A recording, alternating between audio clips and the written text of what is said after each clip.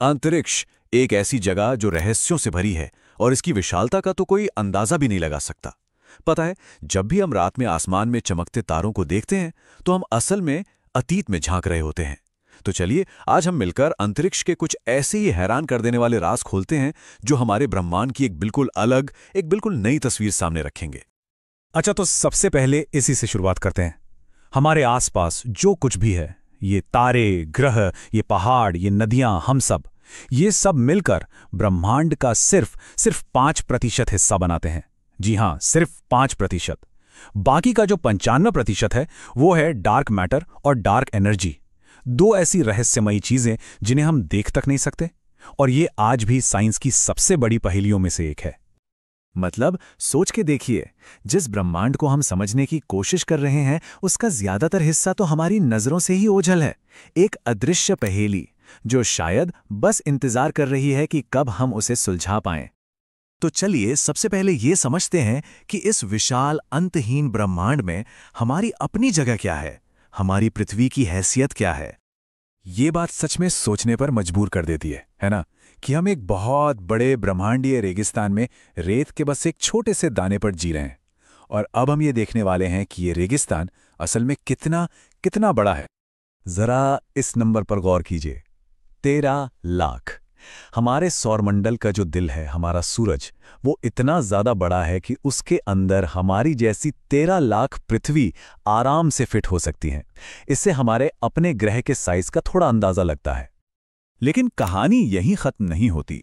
हमारा ये विशाल सूरज जो इतना बड़ा लगता है वो भी असल में कोई खास नहीं है।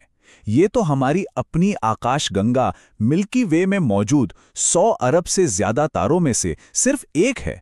और हमारी आकाशगंगा जैसी भी 100 अरब से ज्यादा आकाशगंगाएं इस ब्रह्मांड में मौजूद हैं।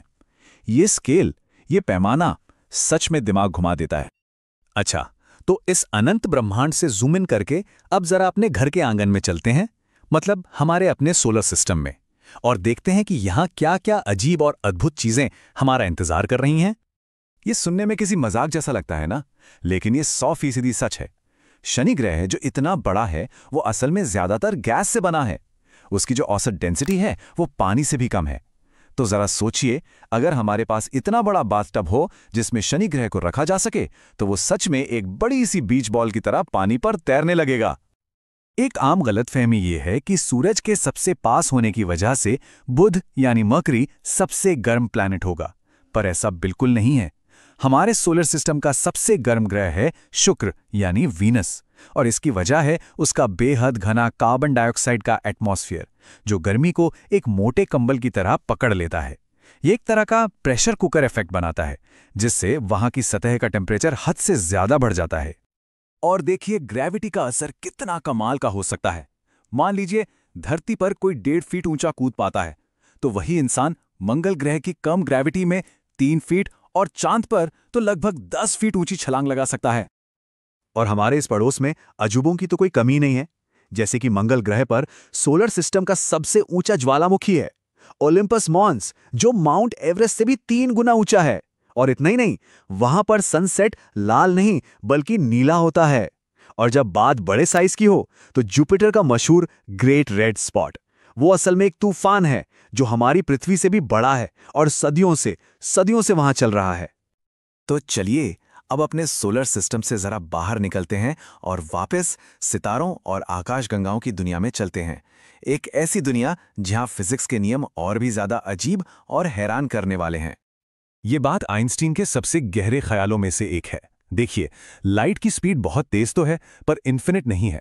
तो दूर के तारों से रोशनी को हम तक पहुंचने में सैकड़ों, हजारों, यहां तक कि लाखों साल लग जाते हैं। इसका मतलब ये हुआ कि हम उन्हें वैसा नहीं देख रहे हैं जैसे वे आज हैं, बल्कि वैसा देख रहे हैं जैसे वे अतीत में थे। तो एक तरह से रात का आसमान हमारी अपनी ब्रह्मांडीय टाइम मशीन है।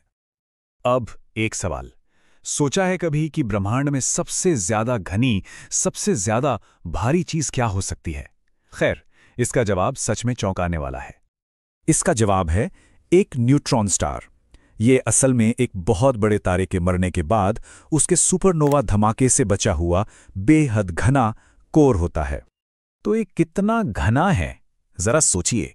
अगर हम इस न्यूट्रॉन स्टार से सिर्फ सिर्फ 1 चम्मच भर मैटर निकाल पाएं, तो उस 1 चम्मच का वजन हमारी पृथ्वी पर मौजूद पूरी की पूरी इंसानी आबादी के कुल वजन के बराबर होगा।